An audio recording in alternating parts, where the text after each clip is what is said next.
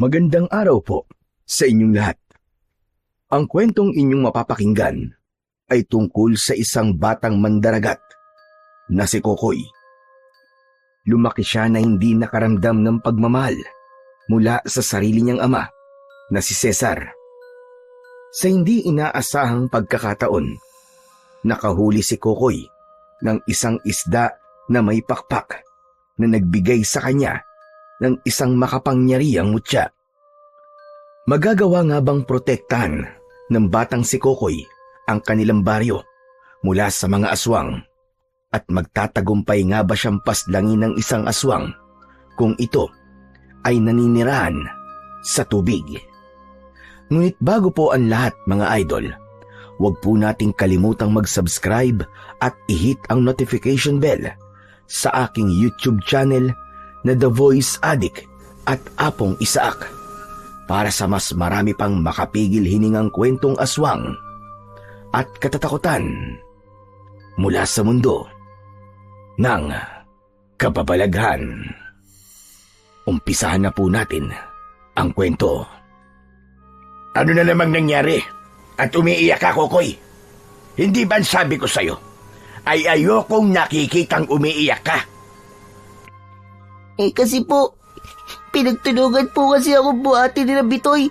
Tapos pinunta po nila ako sa malalim na bahagi ng dagat. Susmar, Joseph. Parang yun lang umiiyak ka na. Para kang hindi lalaki Kaya ka ginagawang katatawanan ng mga bata rito dahil ganyan ka. Pero wala naman po akong ginagawa sa kanila para gawin nila sa akin yun Mag-isa lang po akong namumulot ng kabibi sa dalampasigan. Tapos ganun po yung ginawa nila sa akin. At ano? Hindi ka man lang ba lumaban? Tay, marami po sila Saka hindi po ba sabi sa akin nun ni nanay ay wag akong makikipag-away? Yan. Kasalanan ng nanay mo kung bakit napakahina ng loob mo, Kokoy. Pinalaki ka niya na maging mahina. Tignan mo nangyari sa'yo. O ano? Konting bagay lang, umiiyak ka na. Nagngangawa ka na dyan. Sige na. Magbanlaw ka na doon sa likod at pagkatapos magsaing ka na. Kung saan-saan ka pa kasi pumupunta kaya napapahamak kang bata ka. At tumigil ka na sa pag-iyak mo Ayoko nakikita kang umiiyak. Sisigok-sigok na nagtungo sa likod ng bahay ang batang si Kokoy.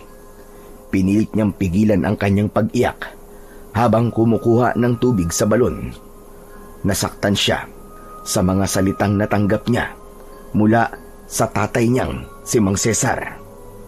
Inasahan niya kasi na ipagtatanggol siya nito, ngunit gaya ng palagi nitong ginagawa kapag may umaaway sa kanya, ay siya pa ang sinisi nito.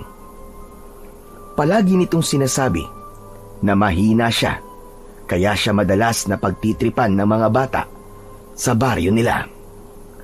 Matapos magbanlaw, ay nagbihis na si Kokoy. Sinimulan niya na ang pagsasaing. Habang binabantayan ni Kokoy ang sinaing na nakasalang sa dikahoy na lutuan, ay lumapit sa kanya si Mang Cesar. Oo nga pala, mamayang gabi ay papalaot tayo. Dapat ay marami tayong mahuling isda dahil minalas tayo noong nakaraan. Sige po, Tay. Pero hindi po ba sabi po ng ibang mangingisda kaya mahina ang huli ngayon ay dahil po sa mga aswang dagat na berkakan? Sila raw ang dahilan kung bakit minamalas lahat ng mandaragat dito sa atin. Talagang ginawa mo pang dahilan ng berkaka na yan para hindi ka sumama sa akin. Kung ayaw mo sumama, magsabi ka lang at wag nang kung ano-ano pang sinasabi mo. Tumalikod si Cesar at nang wala na yon sa paningin ni Kokoy, ay nakaramdam siya ng labis na kalungkutan. Ang totoo ay naiinggit si Kokoy sa ibang mga bata na malapit sa kanilang ama. Hindi kasi sila ganon ng tatay niya. Palaging nakabulyaw si Mang Cesar sa kanya. Konting pagkakamali at pagpapakita niya ng kahinaan ay nagagalit na kagad ito. At kung minsan ay nahahampas siya nito ng pamalo. Halos 2 taon na ang nakakalipas. simula nang iwanan sila ng nanay ni Kokoy, sumama ito sa ibang lalaki. Simula noon, nagbago na ang pagtrato ni Mang Cesar sa kanya. Tila lahat ng galit nito sa asawa nito ay kay Kokoy nito ibinuhos. Bagay na hindi maintindihan ni Kokoy sapagkat alam niya na wala siyang kinalaman sa desisyong yun ng kanyang ina. Ganun pa man, hindi nawawalan ng pag-asa si Kokoy na darating ang araw na magbabago pa si Mang Cesar at itatrato rin siya nito ng tama at may kasamang pagmamahal. Nagmamadaling kumain ng hapunan sina Kokoy at Cesar. Naghahabol sila ng oras dahil kailangan na nilang pumalaot. Pagkatapos kumain, ay basta na lang nila inilagay sa batalan ang kanilang pinagkainan. Nang lumabas si Mang Cesar, ay sumunod kagad si Kokoy. Dalhin mo yung lambat at sumunod ka sa akin. Bilisan mo at ayoko ng babagal-bagal. Inuha ni Kokoy ang lambat at isinampay niya yon sa kanyang balikat. Pinilit niyang abutan si Mang Cesar na mabilis na naglalakad sa abot ng kanyang makakaya. Pero dahil sa bata pa, ay nahirapan siyang dalhin ang lambat. Ano ba, Kokoy? Hindi ba sabi ko bilisan mo? Pasensya na po kayo, Tay. Medyo mabigat po kasi itong lambat eh. Ano ba mabigat? Napakagaan lang yan. Bilisan mo. Kapag wala tayong nahuling isda mapapalo talaga kita. Ginawa ni Kokoy ang lahat para makahabol sa kanyang ama. Kahit hirap na hirap siya. Nang makarating sila sa kanilang bangka na nasa dalampasigan, ay isinampa niya ang lambat sa bangka at pinagtulungan nila ni Mang Cesar na itulak sa tubig ang bangka. Sa gitna ng malamig na gabi, ay lumulutang ang maliit na bangka nila Kokoy at Cesar sa kalmadong dagat. Ilang ulit nang inihagis ni Kokoy ang lambat, ngunit madalas ay mali ang bagsak at hindi sumasakto sa lugar kung saan naglalango yan ang mga isda. Mabagal ang kanyang galaw at hirap siyang humawak sa mabigat na lambat na basa na ng tubig. Ano ba yung ginagawa mo, ha, Kokoy? Para kang bakla kung maghagis ng lambat. Ang hirap po kasi, Tay eh. Anong mahirap ang sinasabi mo? Halos 1 taon ka nang sumasama sa akin sa pangingisda. Kaya dapat marunong ka na yan. Kailangan mo itong matutunan dahil isa kang mandaragat. Sinisikap ko naman po ang lahat para matuto ko, Tay eh. Sumasagot ka pa talaga. Kulang pa ang pagsisikap na ginagawa mo. Kapag ako nainis sa'yo, itutulak kita sa dagat. Huwag naman po, Tay. Alam niyo naman po na hindi po ako marunong lumangoy eh. Isa pa yan. Nakakatawa na anak ka ng isang mangingisda, tapos lumaki pa malapit sa dagat, pero hindi ka marunong lumangoy. Iagos mo ulit ang lambat at ayusin mo. Lintik na bata to. Umwesto na si Kokoy sa gilid ng bangka. Hindi niya magawang ituon ang pansin sa kanilang ginagawa dahil sa mga sigaw ni Cesar. Imbis kasi naturuan siya nito ng maayos, ay mas nais nito na malaman niya ang mga bagay-bagay sa sarili niyang paraan. Huminga ng malalim si Kokoy at buong lakas niyang inihagis sa dagat ang lambat. Sa lakas ng paghagis niya ay nawalan siya ng balanse at nahulog siya sa tubig. Bumulusok siya pailalim sa tubig. Kinabahan siya at nagpumilit siyang pumaibabaw. At nang nakalanghap siya ng hangin, ay nagsimula na siyang mataranta. Tatay! Tulungan niyo po ako! Tulungan po ako, Tatay! Manahimik ka dyan. Umakyat ka rito sa bangka ng mag-isa. Total, ikaw may gawa, kaya ka nahulog dyan eh. Tay, hindi po ako marunong lumangoy! Tay! Tulong! Tay! Nalulunod pa ako! Patuloy na pinilit ni Kokoy na manatili sa ibabaw ng tubig. Pero dahil sa labis na pagkataranta niya, ay wala siyang ginawa kundi ang kumawag. Nakatingin lang si Mang Cesar sa kanya na para bang wala yung pakialam kahit malunod at mamatay siya. Mabuti na lang at tila naawa si Mang Cesar sa kanya at kinuha nito ang sagwan. Pinahawak nito si Kokoy sa sagwan at saka siya hinila nito paakyat sa bangka. Ubo ng ubo si Kokoy habang habol niya ang kanyang paghinga. Salamat po, Tay. Akala ko po mamamatay na ako. Talagang mamamatay ka sa katangahan mo. Maghahagis ka lang ng lambat nahulog ka pa. Tapos hindi ka pa marunong lumangoy. Natatakot po kasi ako na lumangoy kasi hindi po ba muntik na ako malunod nun? Isang beses lang na nangyari yun sa'yo. Tapos natatakot ka na. Hindi ka mabubuhay sa lugar na to kung ganyan ka. Nakakahiya kang bata ka. Hala, sige, kumilos ka na. At nasasayang ang oras natin ang dahil sa kapalpakan mo. Kahit hindi pa maayos ang pakiramdam, dahil muntik na siyang malunod, ay pinilit pa rin kumilos ni Kokoy. Pinilit niyang wag nang magkamali upang hindi na siya mabulyawan na naman ni Mang Cesar. Lumipas ang ilang oras at napakakonti pa lamang ng isdang nahuhuli ng mag-ama.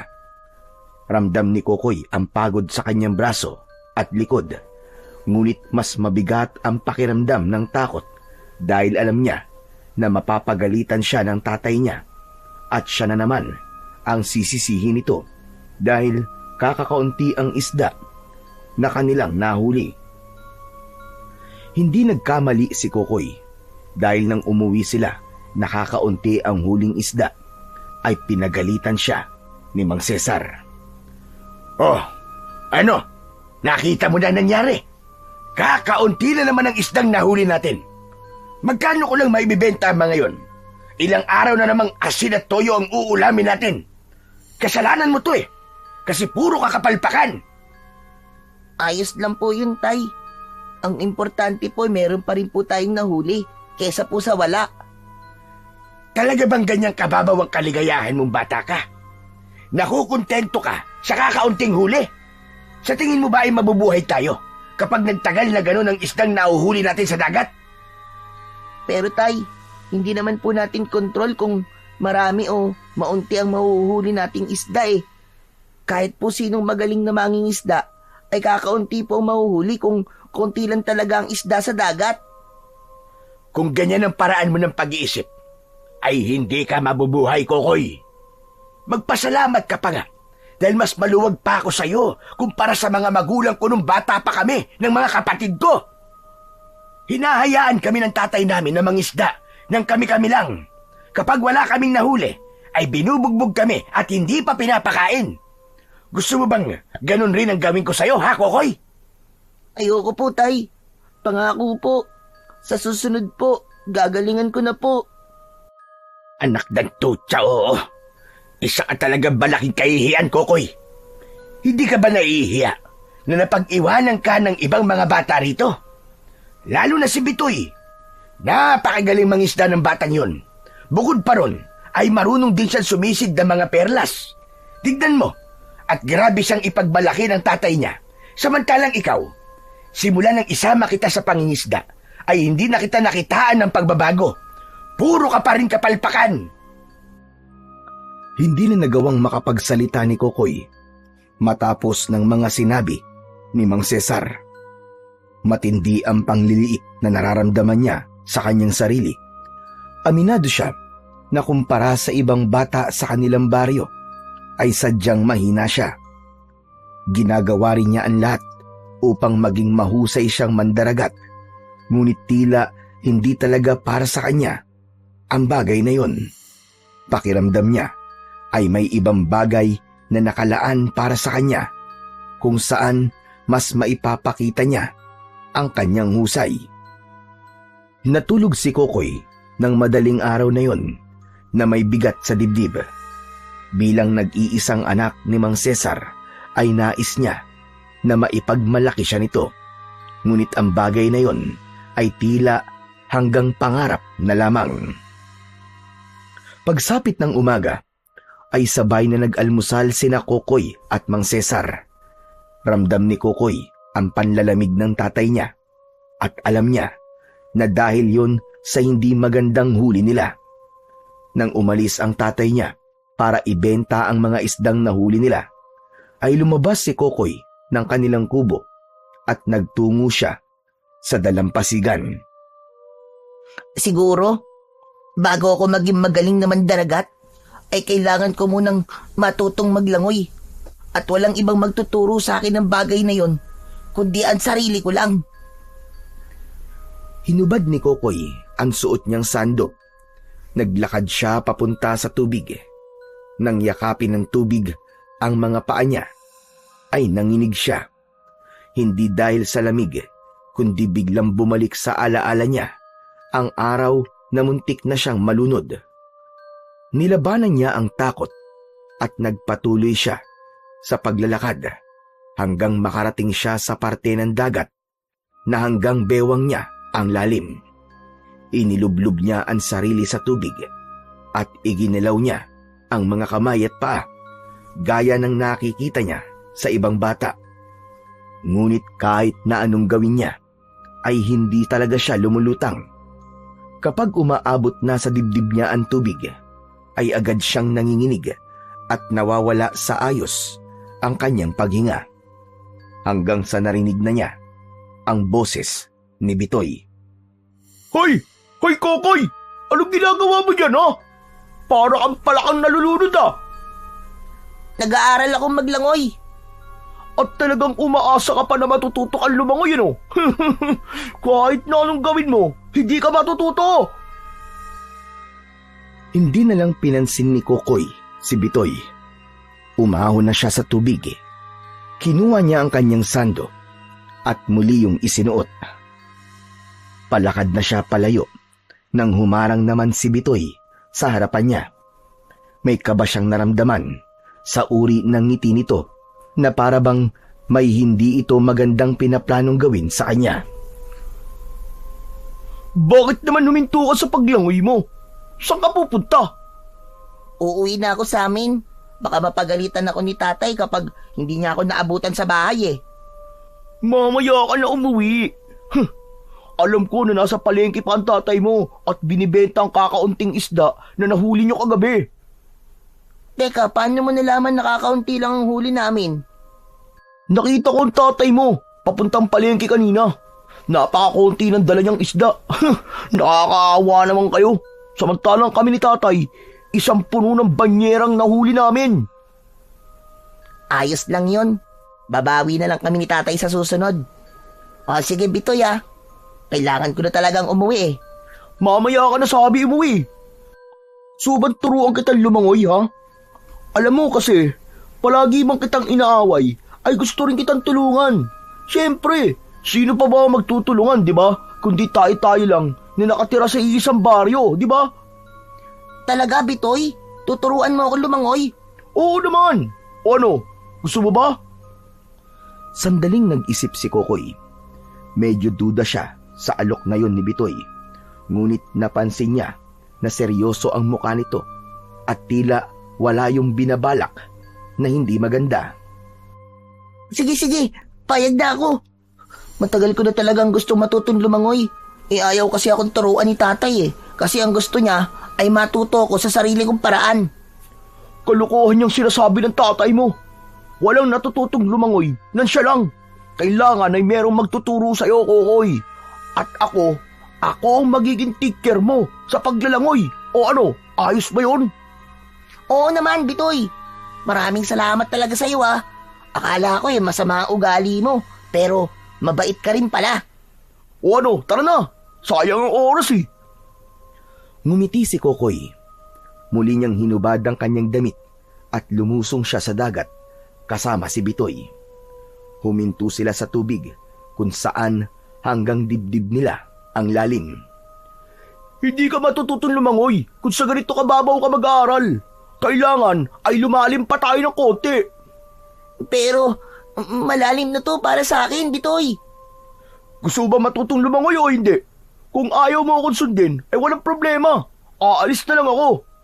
Ay, hindi. Sige na. Susundin na kita, Bitoy. Pero hindi ko na kayang lumalim pa eh. Hanggang dibdib lang talaga ang kaya ko. Eh di sumampa ka sa likod ko. Tapos, ako na lang ang lalangoy. Kinakabahan man, ay sinunod pa rin ni Kokoy ang sinabi ni Bitoy sa kanya. Desperado na talaga siyang matutong lumangoy dahil alam niya na sa ganung paraan ay matutuwa ang tatay niya sa kanya. Sumampa si Kokoy sa likod ni Bitoy. Kumapit siya sa balikat nito. Nagsimula ng lumangoy si Bitoy patungo sa mas malalim na bahagi ng dagat. Maya-maya ay huminto ito. Mas lalong kinabahan si Kokoy nang hindi na makapa ng mga paa niya ang buhangin sa ilalim. Bitoy, pwede bang bumalik na tayo sa Pampang? Natatakot na ako eh. Ang lalim na nito. Hindi na pwede. Nandito na tayo kaya ituloy na natin to. Inalis ni Bitoy si Kokoy sa likod nito. Hinawakan nito ang mga kamay ni Kokoy para kahit paano ay lumutang siya. Ngunit nilukob na ng takot si Kokoy at mabilis niyang ikinampay ang kanyang mga paa. Bitoy, huwag mo ako bibitiwan ha. Malulunod ako. Alam mo, Kokoy, tama naman ang tatay mo Kailangan ay matuto kang lumangoy sa sarili mong paraan. Ha? Ano sinasabi mo, Bitoy? At sabi mo kanina, tuturuan mo ako lumangoy. Oo nga, tuturuan sana kita pero naalala ko na may inuutos nga pala si nanay sa akin. O paano? Dito ka na, Kokoy Uuwi na ako. Ikaw na ang bahalang lumangoy papunta sa Pangpang sa sarili mong paraan. Teka, wag mo akong iiwan dito, Bitoy. Isama mo ako sa Pampang. Isang malakas na pagtawa ang pinakawalan ni Bitoy at saka nito binitiwan ang mga kamay ni Kokoy. Biglang lumubog sa tubig si Kokoy dahil sa sobrang likot niya. Nagpumilit siyang makapunta sa ibabaw at nang lumitaw ang ulo niya ay nakita niya si Bitoy na mabilis na lumalangoy patungo sa dalampasigan. Bitoy! Tulungan mo ako! Bitoy! Wag mo akong iwanan! Bumalik ka rito! Ngunit tila bingi si Bitoy sa pagsigaw na yon ni Kokoy hanggang sa tuluyan na yung nakaahon sa tubig. Mabilis na tumakbo si Bitoy palayo habang humahalakhak ng malakas na parabang wala lamang rito kahit mamatay si Kokoy sa pagkalunod. Pinilit ni Kokoy na ikampay ang kanyang mga kamay at paa, pero imbis na umusad siya, ay paatras ang naging galaw ng kanyang katawan. Dahil doon ay mas lalo siyang nataranta, lalo na't hindi niya na alam kung gaano karaming tubig alat na ang kanyang nainom. Ang buong akala ni Kokoy ay yun na ang magiging katapusan niya. Walang ibang tao sa paligid kaya walang maaaring tumulong sa kanya. Hanggang sa tuluyan ng nawalan ng lakas ang katawan niya. Unti-unti na siyang lumubog. Ngunit biglang may mga kamay na humila sa kamay niya at isinama siya ng nagmamay-ari ng kamay na yon papunta sa Pangpang. Isang matandang lalaki ang tumulong sa kanya. Yun ay si Mang Dario na kilalang manggagamot sa baryo nila. Pinadapa siya nito sa buhangin at paulit-ulit nitong tinapik ang likod niya hanggang sa isuka niya ang tubig alat na kanyang nainom. Habol ni Kokoy ang kanyang paghinga habang umiiyak. Salamat po, Mandario. Akala ko po'y malulunod na ako Magpasalamat ka at napadaan ako at nakita kita. Kung hindi, talagang kwento ka na lang ngayon, bata. Ano ba kasing ginagawa mo? At nandun ka sa malalim na bahagi ng dagat. Hindi ba't hindi ka naman marunong lumangoy? Paano si Bitoy po kasi? At sabi niya po tuturuan niya akong lumangoy. Dinala niya po ako sa malalim tapos iniwanan po niya ako ron. Kahit alam naman po niya na hindi ako marunong lumangoy. Aba, salbahe talaga ang Bitoy na yon. Nung isang araw nga pinagsisiraba naman ang tanim kong oregano. dahil hindi ko siya pinayagan ng kumuha ng bunga ng talim kong bayabas. Kaya sa susunod, ay huwag ka nang magtitiwala sa batang yon. Alibasa ay hindi na pagsasabihan ng mga magulang niya kahit mali ang ginagawa. Kaya ganun ang ugali ng batang yon. Inalok si Kokoy ni Mang Dario na ihatid na siya sa bahay dahil hindi naman malayo ang bahay ni na Kokoy sa bahay ng matandang albularyo. Habang naglalakad, ay walang tigil sa pag-iyak si Kokoy. Hindi pa rin kasi siya makapaniwala na buhay pa siya. Sigurado siya na kung hindi siya sinagip ni Mang Dario, ay patay na siya ng sandaling yun. Nang makarating sila sa bahay, ay sinalubong sila ng galit na si Mang Cesar. Hinuhano ng isang patpat at akmang papaluin ito si Kokoy, pero mabilis na humarang si Mang Dario. Umalis ka dyan, Mang Dario, ah! Huwag kang makialam kung paano ko didisiplinahin ang anak ko. Dapat lang napaluin yan. Dahil nag-utos ako magwalis sa paligid ng bahay, pero mas inuna pa ang paglalakwatsa. Sandali lang, Cesar. Hindi naman siya nakikialam. Pero talagang papaluin mo na lang kagad ang anak mo. Kahit nakita mo na umiiyak siya at halos hindi na siya makahinga. Wala kang pakialam. Ang dapat sa batang yan ay nasasaktan para maintindihan niya na dapat ay unahin niya mga utos ko bago ang ibang bagay. O ikaw, Kokoy, tumigil ka sa pag-iyak-iyak mo, ha? Para kang bakla. Hindi ko alam kung matatawa o maaawa ko sa iyo, Cesar. Para ba sa iyo ay isang kabaklaan ng pag-iyak ng isang lalaki? Ano bang tingin mo sa anak mo? Isang bato na walang emosyon, ganun ba? At talagang ginagamit mo pang pangiinsulto ang salitang bakla. Para sa iyong kaalaman, ay maraming bakla ang masisipag at mapagmahal sa pamilya at kayang harapin ang problema. Pwede ba? Hindi ko kailangan ng sermon mo. Umalis ka naman, Dario. Sana'y magbago ang pananaw mo sa mga bagay-bagay, Cesar. Kaya paurong ang mga mata ng tao ay dahil sa mga taong may gaya ng iyong pag-iisip. Tumalikod si Mang Dario at nang wala na ito, ay marahas na hinila ni Mang Cesar si Kokoy papasok sa bahay nila. Hindi pa man tinatamaan ng pamalo, ay malakas nang pumalaw si Kokoy. Ngayon, sabihin mo sa akin kung bakit mas inuna mo pang maglakwatsa kaysa gawin ang inuutos ko. Sagot! Sorry po, Tay. Akala ko po kasi makakabalik agad ako. Pero nilunod po kasi ako sa dagat ni Bitoy eh. Buti na lang po at iniligtas po ako ni Mang Dario. Nakita mo na nangyari. Mapapahamak ka pa dahil sa hindi pagsunod sa utos ko. Dumapa ka! Dapa! Tayo, wag niyo na po akong paluin. Maawa naman po kayo sa akin. Muntik na nga po ako malunod at mamatay eh. Anak ng tutsa, oo. Dadapa ka ba o tatama itong pamalo ko kung saan ko gustuin? Napilitang dumapa si Kokoy. Pagkadapa niya, ay saka siya paulit-ulit na pinalo ni Mang Cesar sa puwet gamit ang patpat. Kahit na anong sigaw at pagmamakaawa niya, ay tila bingi si Mang Cesar. Pakiramdam ni Kokoy ay walang nagmamahal sa kanya ng sandaling yun, kaya awang-awa siya sa kanyang sarili.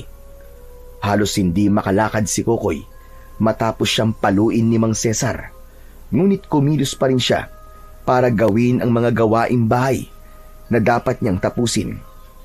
Habang nakasalangan si Naing sa kalan, ay nagwali siya sa harapan ng bahay nila. Maya-maya pa ay dumaan si Bitoy na may dalang saranggola. Nagulat ito nang makita si Kokoy. Aba, nakauwi ka rin pala. Marunong ka naman lumangoy dahil sa ginawa ko sa'yo. Hindi sinagot ni Kokoy si Bitoy. Patuloy lang siya sa pagwawalis. Bakit parang masama ang loob mo sa akin, ha? Sigurado ako na marunong ka nang maglangoy kasi nakauwi ka pa eh. Muntik na ako malunod dahil sa ginawa mo. Kung di pa ako tinulungan ni Mang Dario, baka patay na ako ngayon. Pero hindi ka naman namatay eh. Kaya okay lang yan. Oo nga pala. Gusto mo ba sumama sa akin? Magpapalipad ako ng saranggola sa may burol. Ayoko. Kahit kailan hindi na ako sasama sa'yo. Ang sama naman ang ugali mo. Ikaw na nga tong inaayang makipaglaro eh. Pasalamat ka nga at inaaya pa kita. Kahit walang batang gusto makipaglaro sa'yo. Kasi lampa ka. Nang sandaling yun, ay biglang dumating si Mang Dario na may dalang bayong. Mukhang galing yun sa palengke. Hoy, Bitoy! Ano't nagagawa mo pang kausapin si Kokoy matapos ng ginawa mo sa kanya kanina? Lubayan mo na nga si Kokoy. Pasaway kang bata ka. Bakit? Ano bang ginawa ko kay Kokoy? Nagmamaang-maangang kapalintik ka. Akala mo ba hindi ko alam na muntik na siya manunod ng dahil sa'yo? Hindi ko naman kasalanan kung hindi siya marunong lumangoy eh. Saka, nagmamagandang loob lang ako. Gusto ko lang siya matutong lumangoy. Hindi pagmamagandang loob na iniwan mo siya sa malalim na bahagi ng dagat kahit alam mo na hindi siya marunong lumangoy. Sa susunod nga, ay isipin mo muna ang magiging resulta ng mga gagawin mo, ha, Bitoy? Kung makapagsalita ka naman sa akin, parang nanay at tatay kita, Mandario ah. Anak mo ba ako para pagsalitaan mo ako ng ganyan? Hindi nga kita anak.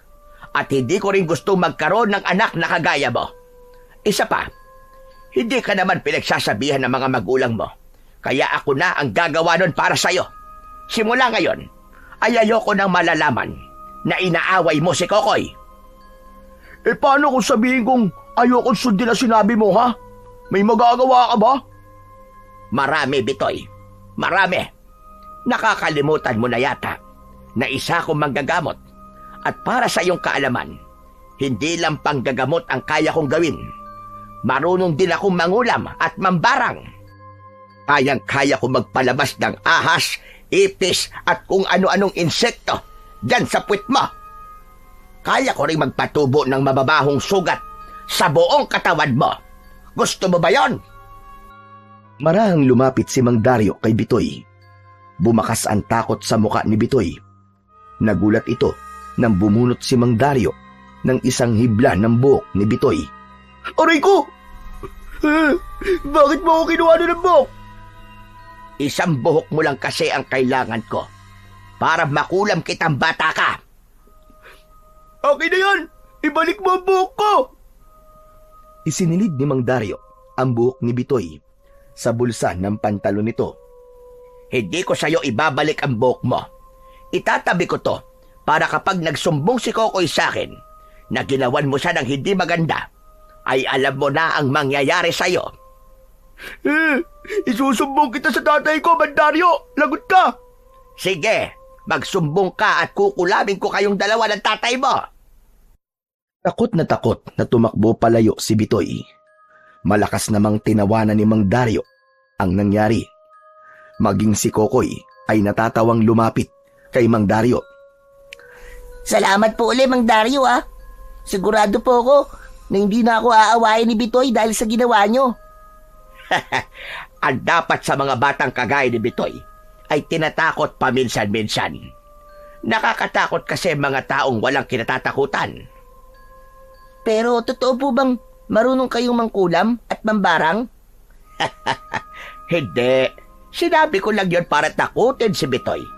Pero ang totoo ay wala akong alam sa mga ganong bagay. Tanging panggagamot lamang ang aking alam. Ganun po ba? Akala ko po kasi marunong talaga kayo.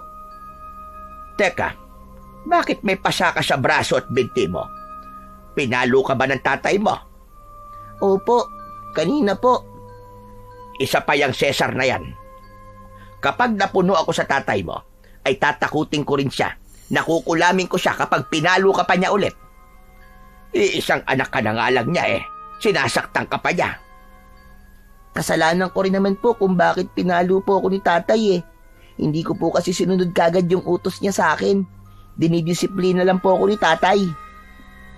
Alam mo, Kokoy, maraming paraan para magdisiplina ng anak. Pwede ka naman niyang pagsabihan na lang. Alam kong mabait at matalino kang bata. Alam kong makukuha mo kagad ang sasabihin sa'yo ng tatay mo. Oo nga pala, mabuti at nakita kita ngayon. May kailangan din akong sabihin sa iyo. Ano po yun, Mandario? Mag-iingat kayo ng tatay mo. Narinig ko ang kwentuhan sa palengke na merong gumagalang aswang dito sa ating baryo. Abay, akalain mo, may pinatay na pala ang aswang na yon nung nakaraang gabi lang. Kilala mo ba si Aling Maring? Opo, yung tindera po ng kangkong at pechay. Patay na si Aling Maring. Pinatay siya ng aswang. Nagising daw kasi isang gabi dahil sa ingay ng alagang aso niya sa labas ng bahay. Ito namang si Maring, lumabas. Ayon, pinatay siya ng aswang nang lumabas siya. Hinilabutan ng gusto si Kokoy sa sinabing yun sa kanya ni Mang Dario. Hanggang sa magpaalam sa kanya ang matandang manggagamot, ay hindi na alis sa isip niya ang sinabi nito tungkol sa aswang na nasa baryo nila. Nanatili siyang nakatayo habang hawak ang walis tingting. Nagulat si Kokoy nang marinig niya ang pagsigaw ni Cesar. Hoy, Kokoy! Ano't nakatulala ka dyan? Sa tingin mo ba ay matatapos ka sa pagwawalis dyan kung titignan mo lang yung mga kalat? Sa kayong sinaing mo, kumukulo na! Napatakbo si Kokoy sa loob ng bahay nila. Binawasan niya ang gatong sa kalan upang hindi masunog ang sinaing. Bago siya bumalik sa pagwawalis, ay lumapit siya sa tatay niya na naninigarilyo sa tabi ng bintana. Tay, dumaan po pala kanina si Mandario. Ang sabi po niya ay mag-iingat daw po tayo kasi may aswang na raw po dito sa baryo natin. Anong aswang ang pinagsasasabi ng matandang yun? Hindi totoong aswang. Mukhang aswang, pwede pa. Sa tingin ko po, tay, totoo eh. Ang sabi po niya, pinatay po si Aling Maring nung aswang nung nakaraang gabi lang po. Bakit? Aswang lang ba ang pwedeng pumatay kay Aling Maring?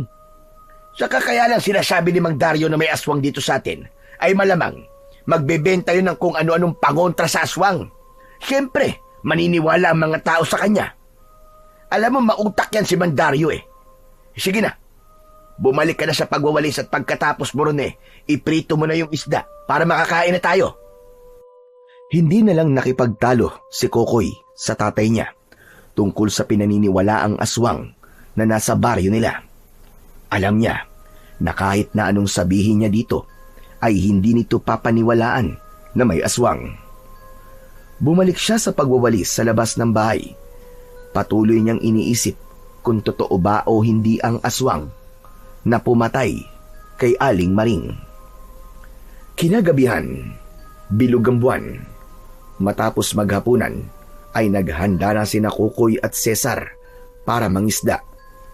Habang naglalakad papunta sa dalampasigan, ay panay ang linga ni Kokoy sa kanyang paligid. Natatakot siya na baka bigla na lang lumitaw sa kung saan yung aswang. Pagdating nila sa kanilang bangka, ay isinakay na roon ni Kokoy ang lambat. Nang nailagay na nila sa tubig ang bangka, ay nagsimula ng magsagwan ang mag-ama. Sana naman ay marami na tayong mahuli ngayong gabi. Kokoy, ayusin mo ha. Ayokong gagawa ka na naman ng kapalpakan.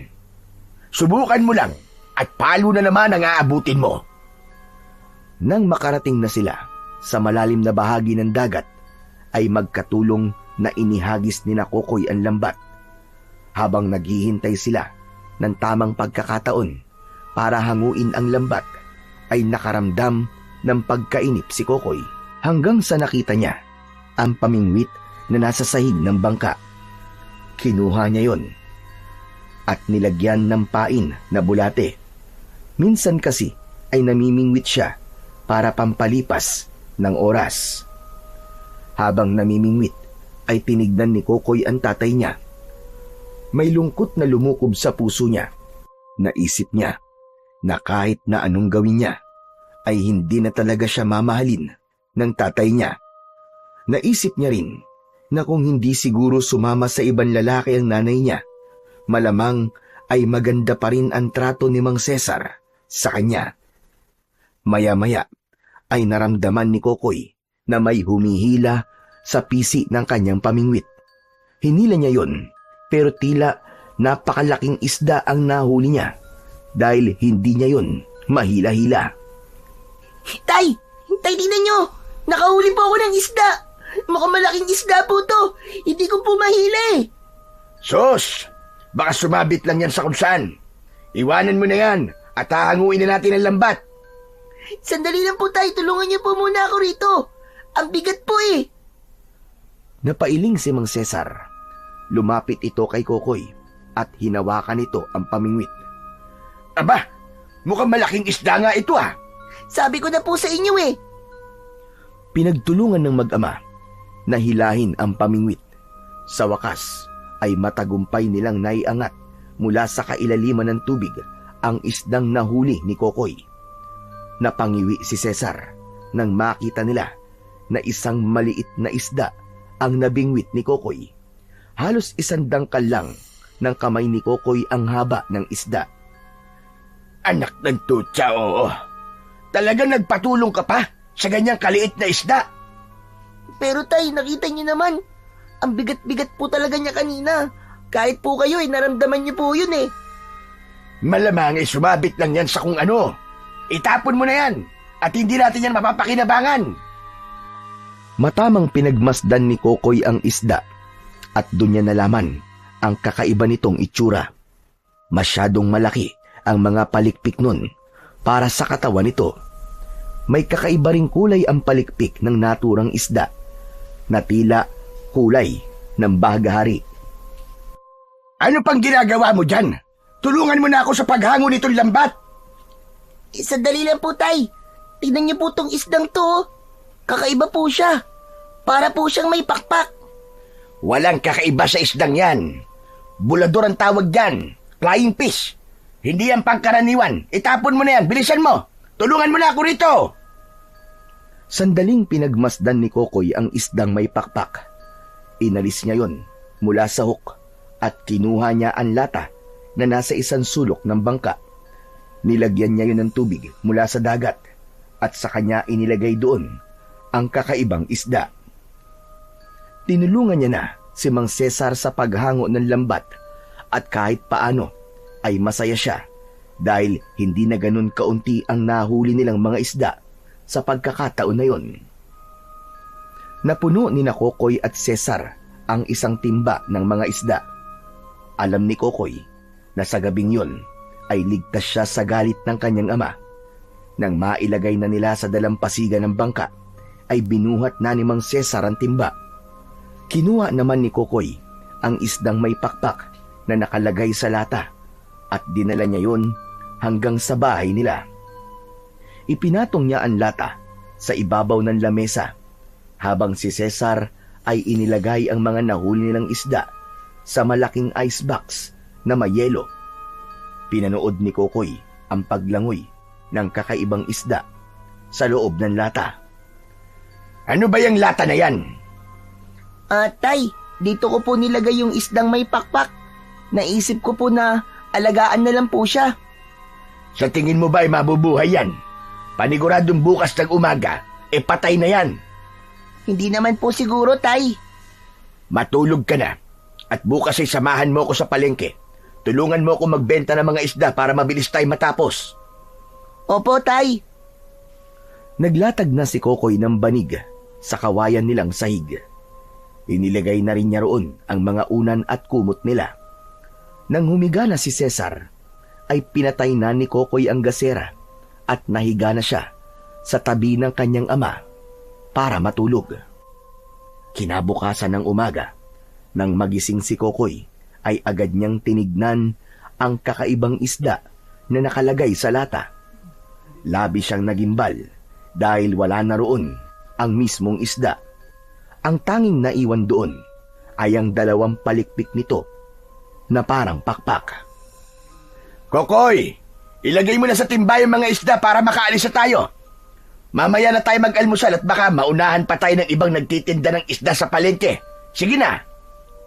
Tay, tignan niyo po na wala po yung isdang may pakpak. Ang narito na lang po ay yung palikpik niya na parang pakpak. Paano po nangyari yun? Abay malay ko. Mas gugustuhin mo pa bang isipin ko kung paano yan nangyari? Magkakapera ba ako kapag nalaman ko ang sagot? Sige na, kumilos ka na. Sinunod na lang muna ni Kokoy ang utos sa kanya ni Mang Cesar. Ngunit habang inilalagay niya sa timba ang mga isda, ay puno pa rin siya ng pagtataka kung paanong parang bulang naglaho ang kakaibang isda at ang naiwan na lamang ay ang mga palikpik nito na parang pakpak. Nagtuloy-tuloy ang swerte ni Kokoy at Cesar dahil nagawa nilang mapaubos ang mga tinda nilang isda. Habang bumibili sila ng bigas, ay narinig nila ang usapan ng tindera ng bigas at isa pang bumibili tungkol sa aswang. Narinig ni Kokoy na may muntik na naman palang mabiktima ang aswang. Si Mang Nestor daw na naglalakad mula sa pangingisda nung madaling araw. Inatake raw si Mang Nestor ng aswang, pero mabuti na lang at may dala itong itak, kaya naman naitaboy nito ang aswang. Habang bitbit ni Kokoy ang 3 kilo ng bigas, ay nasa utak pa rin niya ang nangyari kay Mang Nestor. O ano, nakita mo na ang ginawa ni Mang Dario? Dahil sa pagpapakalat niya na may aswang dito sa atin, ay naniwala na tuloy ang mga tao. Talagang sinadya niya yan para makapagbenta siya ng kung ano-anong pangontra sa aswang. Pero hindi naman po si Mandario ang nagpakalat ng kwentong may aswang po dito sa atin, Tay eh. Narinig lang din po yun ni Mandario. Kahit na, sinasabantala lang niya ang takot ng mga tao para kumita siya. Pero Tay, paano po kung totoong may aswang nga? Dapat po yata ay mag-ingat na tayo, lalo na tuwing gabi po tayo nangingisda. Dumali ka na naman sa pagiging duwag mo. O sinasabi mo lang yan para hindi ka na sumama sa akin sa dagat.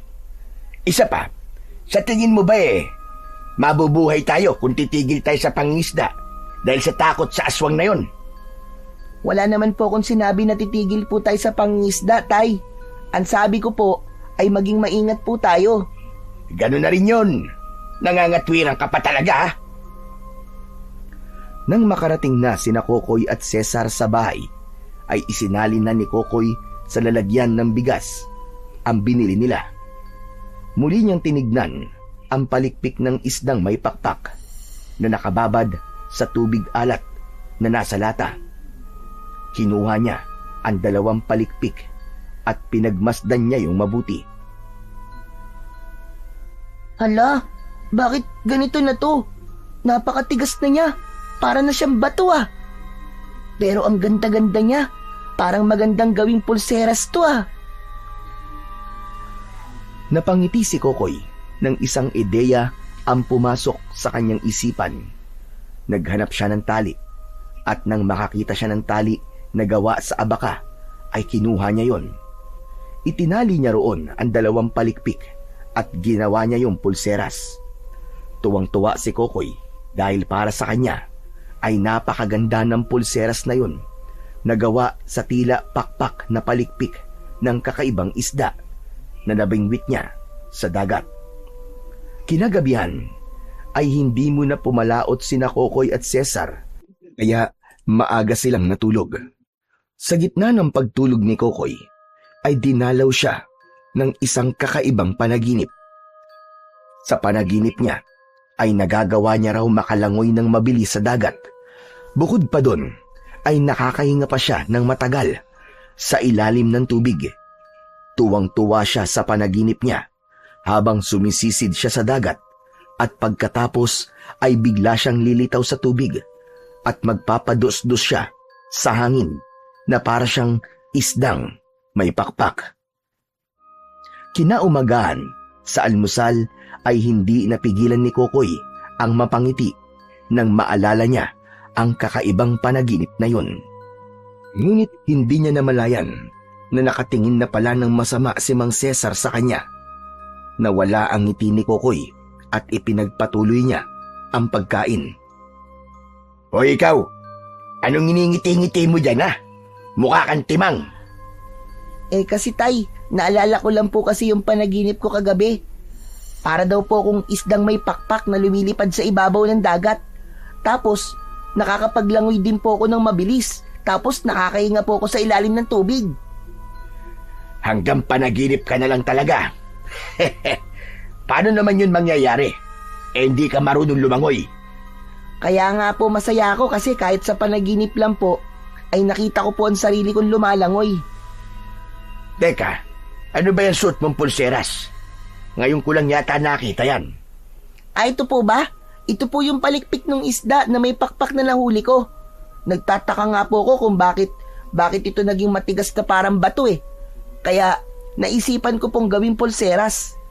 Kesa bumili pa po ako, di ba? Gastos lang po yun. Oo nga pala, pupunta ako ngayon sa bayan ha. May mga bibilin lang ako ron na mga kailangan natin dito sa bahay. Huwag kang umalis dito habang wala ako. Maghanap ka ng kung anong pwede mong gawin. Opo. Tay, anong oras po kayo babalik? Baka siguro magtanghali na. Kaya dapat sa oras na yon ay may pagkain na. Igisa mo na lang yung pechay dyan tapos iprito mo yung tuyo. Sige po, Tay. Ako na pong bahala. Matapos nilang mag-almusal, ay umalis na si Mang Cesar. Nang maiwan si Kokoy, ay hinugasan na niya sa batalan ang mga pinagkainan nila. Habang abala siya roon, ay nakarinig siya ng sigawan ng mga tao sa labas. Sumilip siya sa bintana at nakita niya ang mga taong tumatakbo sa iisang direksyon. Ano kayang nangyayari?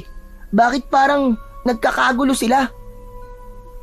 Napuno ng kuryosidad si Kokoy. Kaya kahit sinabi ni Cesar na bawal siyang lumabas, ay lumabas pa rin siya. Sinundan niya ang mga tao hanggang sa nakarating siya sa dulong bahagi ng baryo kung saan merong malawak na kasukalan.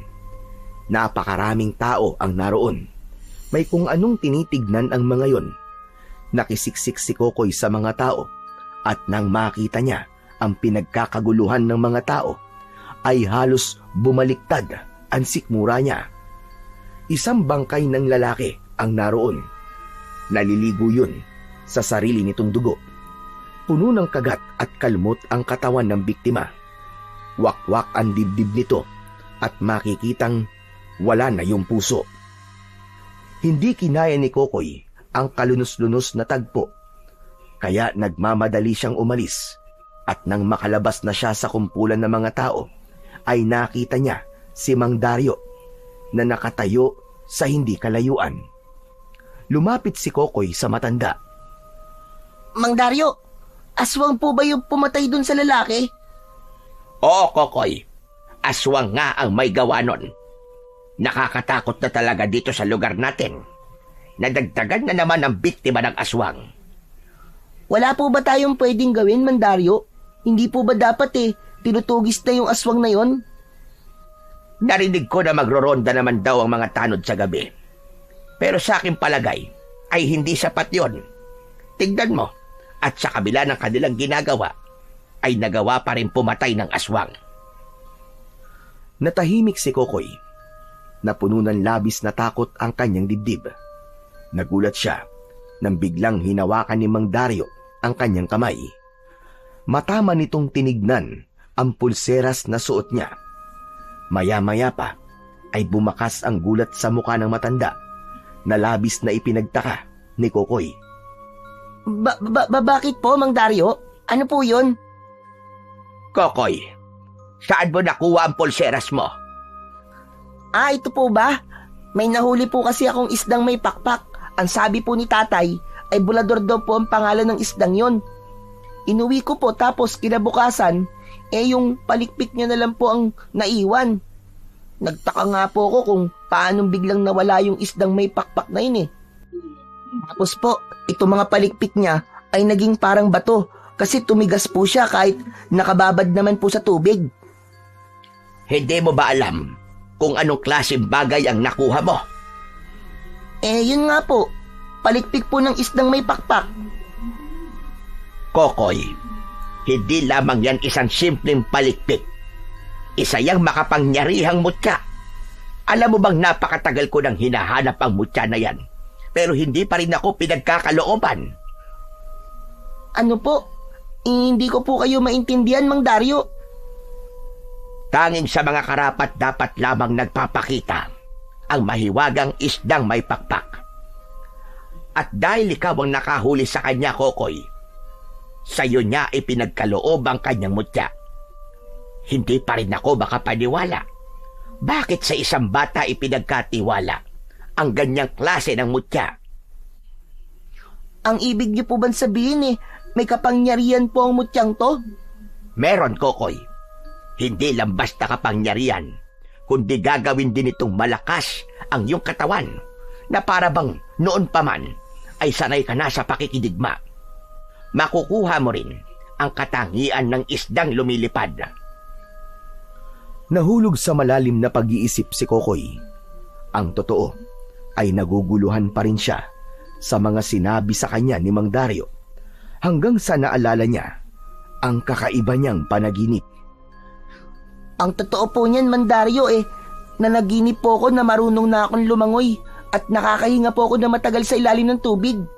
Nagagawa ko rin pong lumipad sa ibabaw ng tubig na para bang isa kong isdang may pakpak. Sa aking palagay ay isa yung pangitain na ikaw talaga ang pinili ng mahiwagang isda na yon bilang maging tagapangalaga ng mutya nito. Pero bakit po ako? Isa lang po akong bata. Sa totoo lang ay hindi ko rin alam, Kokoy. Marahil ay nakita ng isdang yon ang kalinisan ng iyong puso.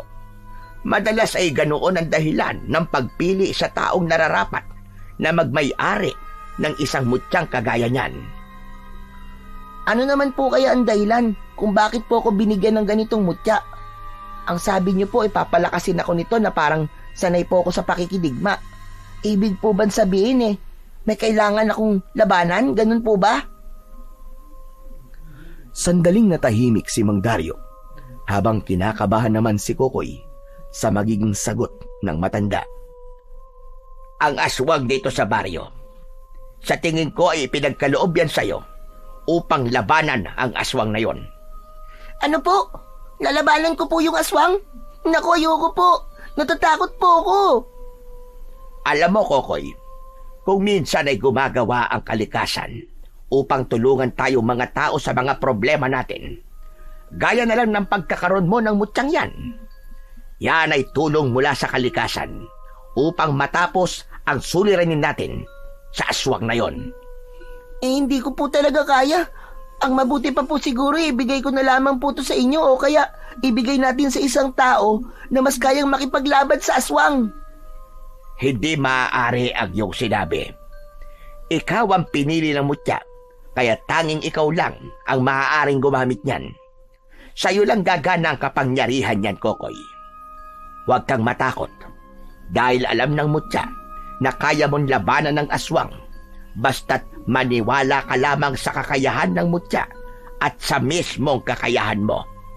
Huwag kang mag-alala, dahil nandito ko upang maging gabay mo. Ayaw mo ba nun? Kapag napatay mo ang aswang, ay marami ang hahanga sa'yo. Hindi lang ang ibang tao, kundi baka pati ang mismong tatay mo. Muling nahulog si Kokoy sa malalim na pag-iisip dahil sa sinabing yun ni Mang Dario. Naisip niya na meron itong punto, ngunit sa kabila ng pagkakaroon niya ng mutya ng isdang may pakpak, ay wala pa rin siyang tiwala na magagawa niyang labanan at patayin ang aswang, lalo na't hindi pa niya nasusubukan kung totoo ang kapangyarihan ng mutyang yun. Matapos makipag-usap ni Kokoy kay Mang Dario, ay nagpunta siya sa tabing dagat upang makapag-isip. Pinagmasdan niya ang mutya na nasa kanyang braso. Nang tumingin siya sa dagat, ay nakita niya si Bitoy at ang iba pang mga bata na lumalangoy sa malalim na parte ng dagat. May inggit siyang naramdaman dahil hindi niya nagagawa ang ganong klase ng paglalaro. Napakunot ang noo ni Kokoy nang makita niya na tila nagkakagulo sina Bitoy at ang ibang mga bata. Hanggang sa lumangoy ang mga bata papunta sa pangpang at naiwanan si Bitoy sa tubig. Sinalubong ni Kokoy ang mga bata at tinanong niya kung ano ang nangyayari. Sinabi ng mga yon na may malaking dikya kaya umaho na sila. Napatingin si Kokoy kay Bitoy at nanlaki ang mga mata niya dahil tila nalulunod si Bitoy. Tutulungan sana ni Kokoy si Bitoy, pero naalala niya na hindi siya marunong lumangoy hanggang sa muli siyang napatingin sa mutya. Dito ko masusubukan kung totoo nga ang kapangyarihan mo. Huwag mo sana akong bibiguin, Mutya. Kusang gumalaw ang katawan ni Kokoy. Lumusong siya sa dagat at sumisid siya. Labi siyang namanga dahil sa bilis ng kanyang paglangoy. Naramdaman niya rin na hindi siya ganong kinakapos ng hininga. Para siyang isda kung lumangoy. Mas lalo siyang namanga nang bigla siyang lumitaw sa tubig at dumausdos siya sa hangin. Malinis na bumagsak ang katawan niya sa ilalim ng tubig. Malinaw din ang paningin niya sa ilalim ng tubig, kaya nakita niya kagad si Bitoy na unti-unting pumapailalim. Sinagip ni Kokoy si Bitoy. Mahigpit niya itong niyakap at mabilis siyang lumangoy papunta sa pangpang. Walang malay si Bitoy nang ihiga niya yon sa buhangin. Paulit-ulit niyang diniinan ang dibdib nito gamit ang mga kamay niya hanggang sa may tubig na lumabas sa bibig ni Bitoy. Panayang ubo ni Bitoy at mukha pa yung nangihina, kaya tinulungan niya itong makaupo. Ayos ka lang ba, Bitoy? Sa tingin mo ba? Matapos kong malunod ayos pa ako? Aray ko, sakit ng paa ko. Pinupulikat ako. Kaya pala muntik ka ng malunod kasi pinulikat ka. Ganito, i-relax mo lang ang paa mo. Mabuti na lang at nailigtas kita, kundi patay ka na sana ngayon. Ha? Anong sinasabi mong ikaw ang nagligtas sa akin? Hindi ka naman marunong lumangoy eh. May nakikita ka bang ibang tao? Yung mga kalaro mo, iniwanan ka at natakot sa dikya. Mga loko ba ngayon ah? Hindi man lang ako tinulungan. Pero hindi ba? Hindi ka naman marunong lumangoy. Paanong ikaw ang nagligtas sa akin? Ano kasi? Marunong na akong lumangoy ngayon. Tinuruan ako ni tatay. May duda pa rin sa mga mata ni Bitoy habang nakatingin yun kay Kokoy.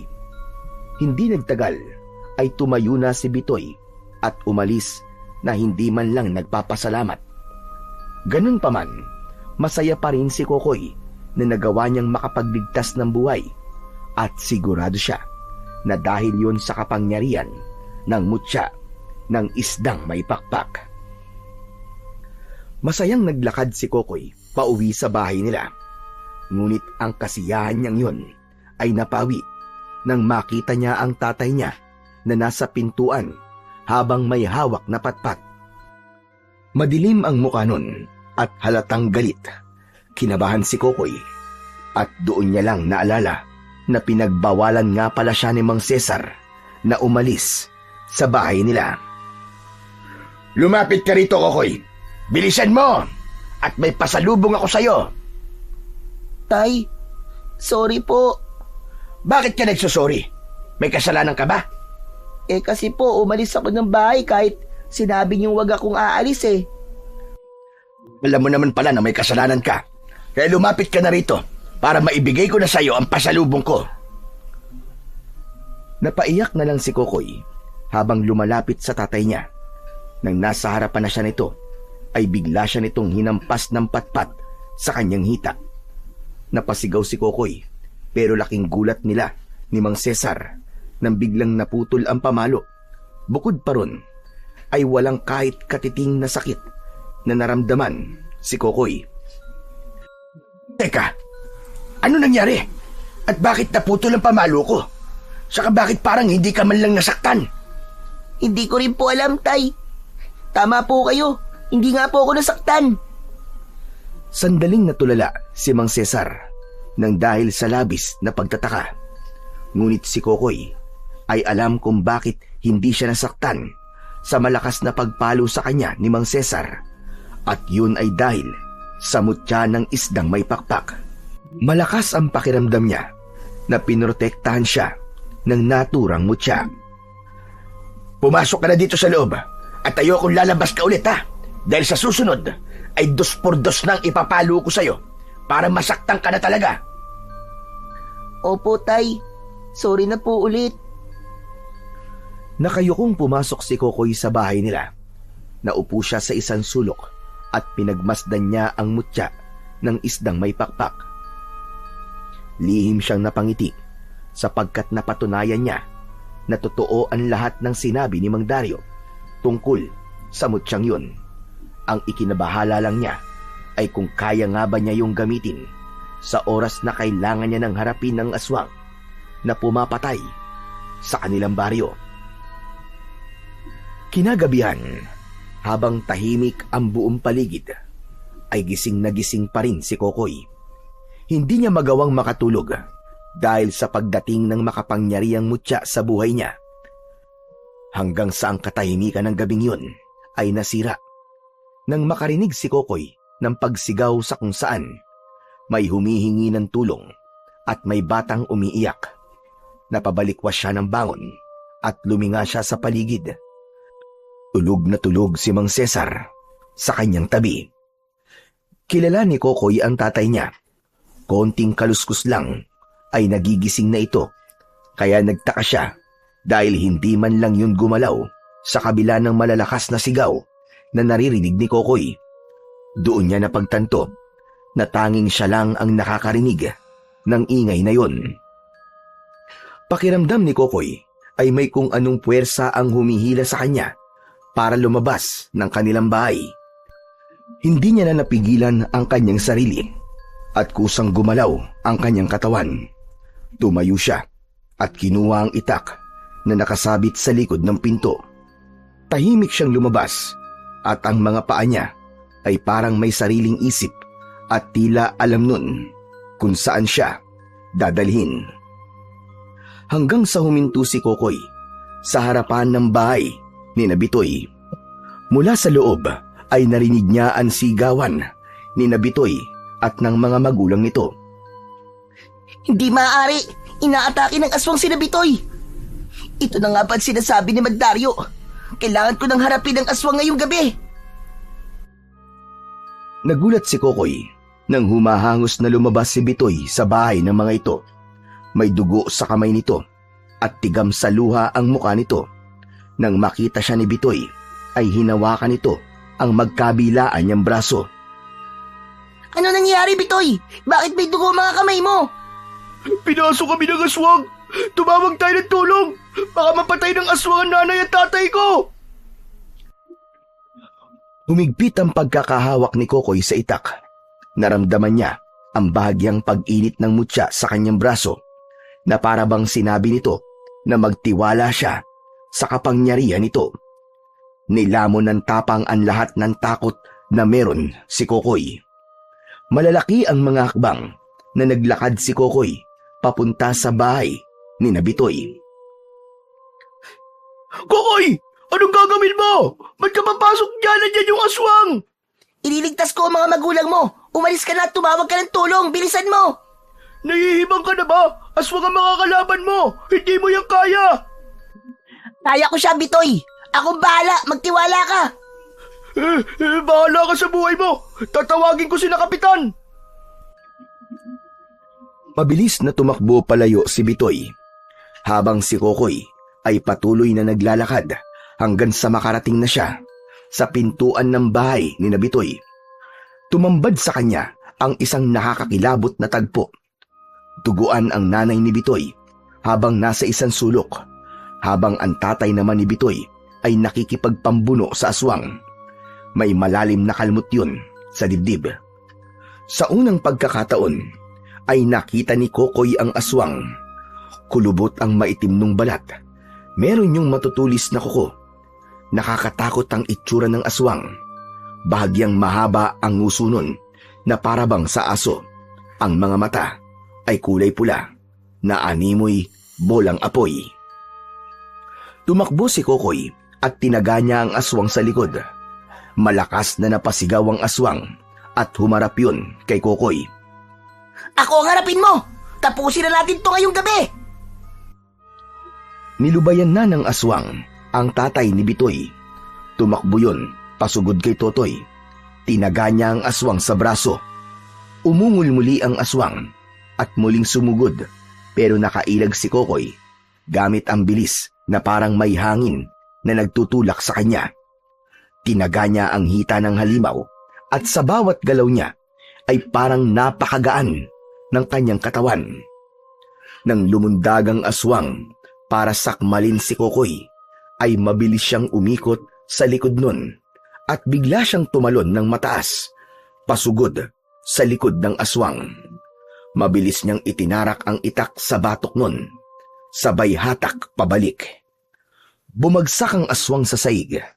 Nangisay pa yun hanggang sa tuluyan na yung binawian ng buhay. Habol ni Kokoy ang paghinga. Nanginginig siya, hindi dahil sa takot, kundi sa lakas na dumadaloy pa rin sa kanyang katawan. Yun ang tagpong naabutan ni na Kapitan Ramon at ni Bitoy nang dumating ang dalawa. Gulat na gulat ang mga yun, maging ang mga magulang ni Bitoy. Maging si Kokoy ay hindi makapaniwala sa kanyang nagawa. Kaya dahil sa labis na pagkalito, ay nagmamadali siyang tumakbo pauwi sa kanilang bahay. Naghugas siya sa likod ng kanilang bahay. Maging ang itak na ginamit niya ay inalis niya ang dugo, at nang masiguro niyang wala ng bakas ng dugo sa kanyang katawan, ay bumalik na siya sa pagkakahiga sa tabi ni Mang Cesar na mahimbing pa ring natutulog. Kinabukasan ng umaga, naputol ang mahimbing na pagtulog ni Kokoy nang malakas siyang yugyugin ng kanyang ama. Pupungas-pungas siyang nagmulat ng mga mata at si Mang Cesar ang una niyang nakita. Bakit po, Tay? Maaga pa po ah. Tumayo ka dyan, Kokoy. Bilisan mo. Bakit po? May problema po ba? Ikaw ang dapat kong tanungin yan. Bakit hinahanap ka ni Kapitan Ramon, ha? At bakit kasama niya si Bitoy sa labas? May ginawa ka bang kalokohan? Sandaling hindi nakapagsalita si Kokoy nang maalala niya ang pagpatay na ginawa niya kagabi sa aswang, at bigla siyang kinabahan. Hindi niya kasi alam kung matutuwa o magagalit ang tatay niya kapag nalaman nito ang bagay na yon. Ano? Bakit di ka makasagot? Yan, sinasabi ko na nga ba? May ginawa kang kalokohan, ano? Kahit kailan talaga ay puro kahihiyan ang dala mong bata ka. Halika, sumama ka sa akin sa labas at harapin mo si na Kapitan. Hinila ni Cesar sa braso si Kokoy at dinala siya nito sa labas ng bahay nila. Naroon si na Kapitan Ramon at Bitoy. Magandang umaga sa'yo, Kokoy. Pasensya na ha, kung nagambala namin ang pagtulog mo. Ayos lang yung Kapitan. Ngayon, sabihin niyo sa akin kung anong kabulastugan ang ginawa ng anak ko. Nagnakaw ba siya? Nakipag-away ba siya sa'yo, Bitoy? Kung ano man ang ginawa niya, huwag kayong mag-alala dahil handa kong parusahan ng batang ito. Hayaan niyong ako ang magdisiplina sa kanya. Sandali lang, Cesar. Huminahon ka muna. Ang totoo ay walang ginawang masama si Kokoy. Ang totoo nga niyan isang kabayanihan at katapangan ang kanyang ipinakita. Anong sinasabi mo, Kapitan? Hindi kita maintindihan. Mukhang hindi pa pala sinabi sa'yo ni Kokoy ang nangyari kagabi. Alam mo kasi, Cesar, kagabi ay inatake ng aswang ang bahay ni Bitoy. Si Bitoy lang kasama ko rito dahil ang mga magulang niya ay nasa ospital at nagpapagaling sa mga sugat nila dahil sa aswang. Abay, muntik na silang mamatay na buong mag-anak kung hindi dahil kay Kokoy. Iniligtas niya si Bitoy sa aswang at hindi lang yun. Pinatay pa ni Kokoy ang aswang. Kaya narito kami para personal na magpasalamat sa anak mo. Ano ka mo? Nagawa mo yun, Kokoy? Pero paano? Aba, Kapitan, baka naman namamalikmata lang kayo. Baka hindi si Kokoy ang nakita nyo. Sigurado po kami, Man Cesar. Si Kokoy talaga ang pumatay dun sa aswang. Kung hindi siya dumating, baka namatay na ang mga magulang ko. Kaya, Kokoy, maraming salamat sa iyo ah. Nandito rin ako para humingi ng sorry sa mga pang-aaway na ginawa ko sa iyo dati. Saka, hindi lang yun ang ginawa ni Kokoy, Man Cesar. Iniligtas din niya ako nung muntik na ako malunod sa dagat kasi bigla akong pinulikat Nakita mo na, Cesar. Tunay na bayani ang iyong anak. napakapalad mo dahil nagkaroon ka ng anak na kagaya ni Kokoy. O paano? Mauna na kami ni Bitoy Talagang nagpunta lang kami rito para magpasalamat kay Kokoy. Kokoy, maraming salamat. Ikaw ang dapat na tularan ng mga bata rito sa ating baryo. Pagkaalis ni na Kapitan Ramon at Bitoy, ay hindi makapaniwalang tinignan ni Mang Cesar si Kokoy. Napayuko lang si Kokoy dahil hindi niya alam kung ano ang dapat niyang sabihin. Totoo ba ang lahat ng sinabi nila? Pinatay mo yung aswang at iniligtas mo pa si Bitoy mula sa pagkakalunod. Paano mo nagawa yun? Hindi ka naman marunong lumangoy. Hindi ko nga rin po alam, Tay. Kapag po kasi nakakakita ako ng nasa panganib, ay parang bigla po ako nagkakaroon ng kagustuhan na iligtas sila. Ganun po siguro ang nangyayari sa akin, kaya nagawa ko po mga bagay na yun. Sa sandaling yon, ay mas pinili ni Kokoy na wag sabihin sa kanyang ama ang tungkol sa mutya ng isdang may pakpak. Naisip niya na mas makakabuti kung tanging sila lamang ni Mang Dario ang nakakaalam sa bagay na yon. Mabilis na kumalat sa baryo ang kabayanihang ginawa ni Kokoy. Marami ang natuwa at humanga sa kanya dahil sa pagpatay niya sa aswang. Nawala na ang takot ng mga tao at alam ng lahat ng yun ay dahil sa katapangan ni Kokoy. Isa sa mga pinaka-ipinagmamalaki si Kokoy ay si Mang Dario.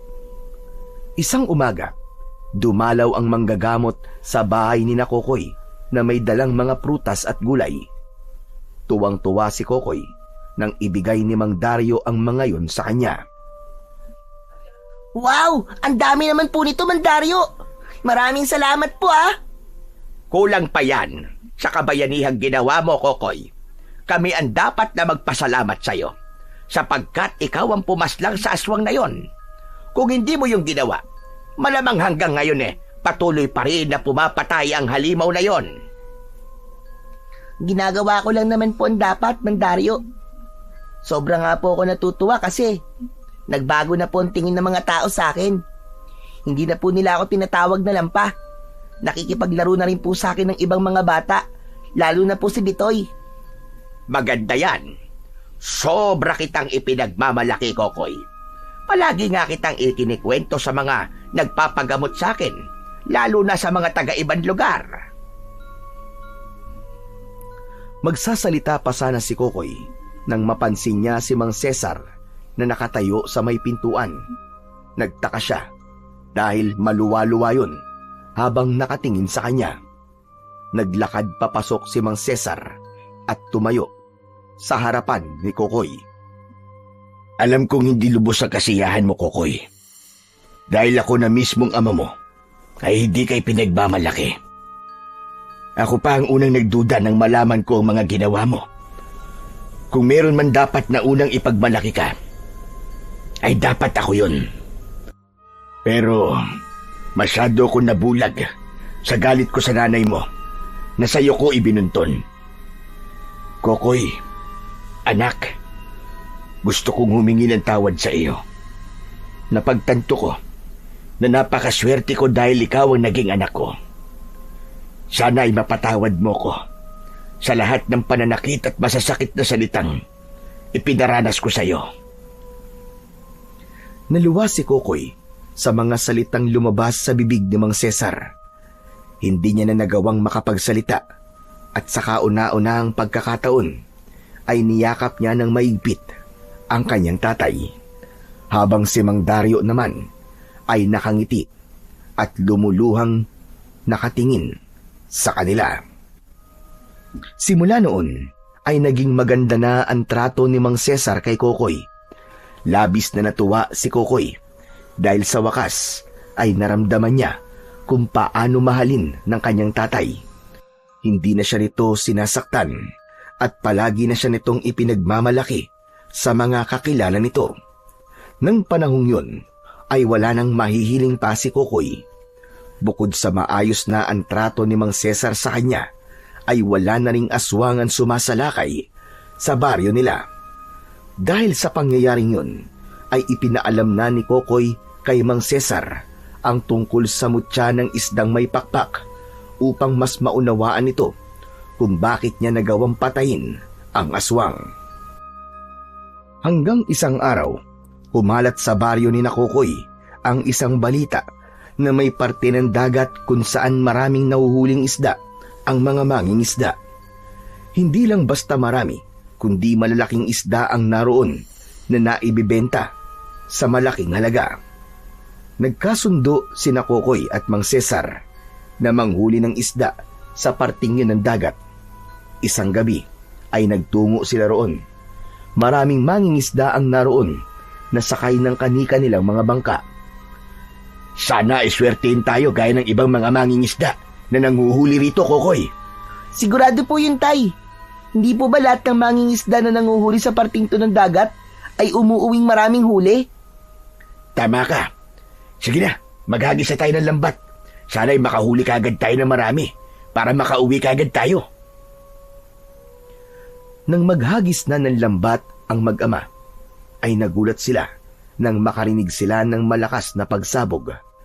Nagimbal sila nang makita na may mga mangingisdang naghahagis ng dinamita sa dagat upang mas madaling makahuli ang mga yon ng isda. Kaya naman pala marami silang nahuhuli. Ay ilegal ang paraan nila ng pangingisda. Tay, hindi lang mga isda ang pinapatay nila sa ginagawa nila, kundi maging ang mga korales sa ilalim ng dagat. Hindi na napigilan ni Mang Cesar ang sarili na sigawan ng mga mangingisdang gumagamit ng dinamita. Hoy! Itigil nyo yan! Hindi nyo ba alam na bawal gumamit ng dinamita sa panguhuli ng mga isda? Kapag hindi kayo tumigil, ay magsusumbong ako sa mga pulis! Pinagtawanan lang si Mang Cesar ng mga mangingisda. May nagsabi pa na huwag silang makialam at kapag nagsumbong sila sa mga pulis, ay hindi nila magugustuhan ang mangyayari sa kanilang mag-ama. Tatay, mas mabuti po siguro na umalis na lang tayo rito. Kahit anong daming isda rito, ay wala rin tayong mahuhuli dahil sa mga gumagamit ng dinamita. Tama ka, anak. Doon na lang tayo kung saan talaga tayo nanguhuli ng isda. Nagsagwan na sina Kokoy at Mang Cesar palayo sa parting yun ng dagat matapos nilang hanguin ang kanilang lambat at nagtungo sila sa lugar kung saan sila madalas na nanghuhuli ng isda. Kinabukasan, pagsapit ng umaga, ay naging bisita ni Kokoy si Mang Dario. May dalayong mga gulay. Nakasanayan na ng matanda na magdala sa kanila ng gulay at prutas. Alam ni Kokoy na paraan yun ni Mang Dario sa pagpapasalamat sa pagpatay niya sa aswang. Maraming salamat sa mga gulay na dala mo, Mang Dario. Pero hindi mo na to kailangan gawin. Nakakahiya na sa inyo eh. Ayos lang. Ang iba naman dyan tanim ko na kailangan ko ng anihin. Kesa naman mabulok, mas mabuti na ibigay ko na lang sa inyo. Oo nga pala. Alam niyo na ba ang nangyari kagabi doon sa mga mangingisda na nangingisda sa parte ng dagat kung saan maraming malalaking isda? Nakita po namin sila kagabi na gumagamit po ng dinamita, Mang Dario.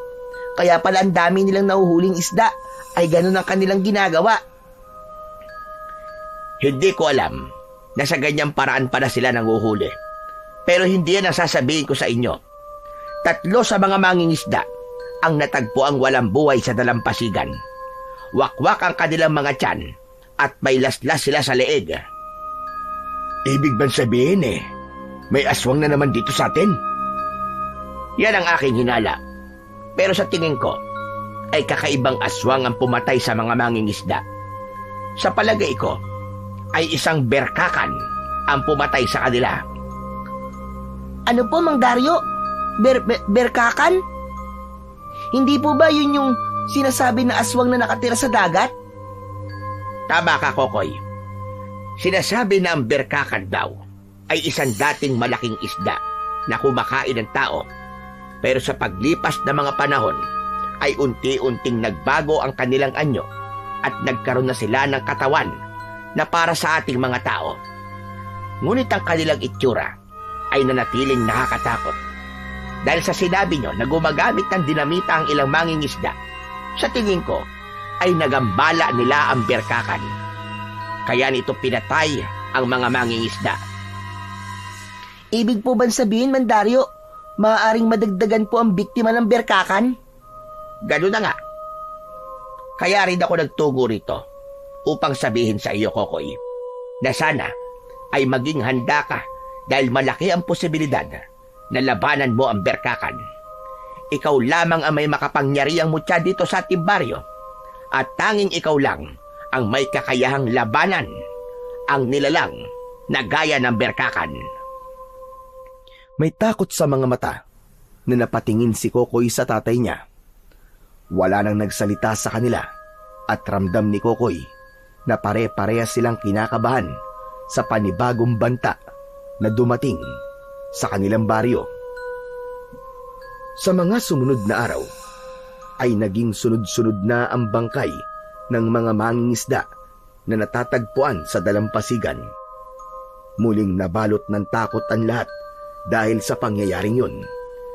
Isang araw, habang mag-isang nakadungaw sa bintana si Kokoy, ay tinabihan siya roon ni Mang Cesar. Ang lalim naman yata ng iniisip mo, anak. Iniisip ko lang po kasi yung mga patayan na nangyayari po dito sa baryo natin, Tay.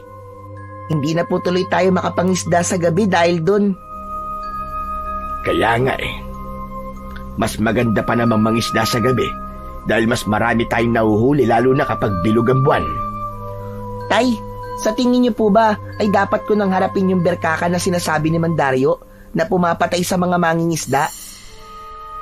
Sa totoo lang, anak, kung ako masusunod, ay ayokong gawin mo yun dahil ilalagay mo sa panganib ang buhay mo. Napakatagal na panahon na pinabayaan kita, Kokoy. Kaya sa pagkakataong ito, ay wala akong ibang gustong gawin kundi ang protektahan ka. Pero alam ko rin, anak, na kahit bata ka pa lang, ay may mabigat ka ng responsibilidad na dala dahil sa mutya na meron ka. Yan din po nasa isip ko, Tay. Pero kung hindi sana gumamit ng dinamita yung mga mangingisda, siguro ay hindi magagalit yung berkakan. Pakiramdam ko po kasi nagambala lang siya o kaya nasira ang tirahan niya. Kaya siya pumapatay ng mga tao bilang paraan ng kanyang paghihiganti. Kung minsan talaga, kasalanan din nating mga tao kung bakit tayo napapahamak. Kung nakontento lang sana ang ibang mangingisda, ay baka hindi nagalit ang berkakan. Sa gitna ng pag-uusap ni Kokoy at Mang Cesar, ay nakarinig sila ng ingay mula sa labas ng kanilang bahay. May mga boses ng mga tao na tumatawag ng pangalan ni Kokoy. Nagtatakang lumabas ang mag-ama at nagulat sila dahil maraming tao ang nasa labas.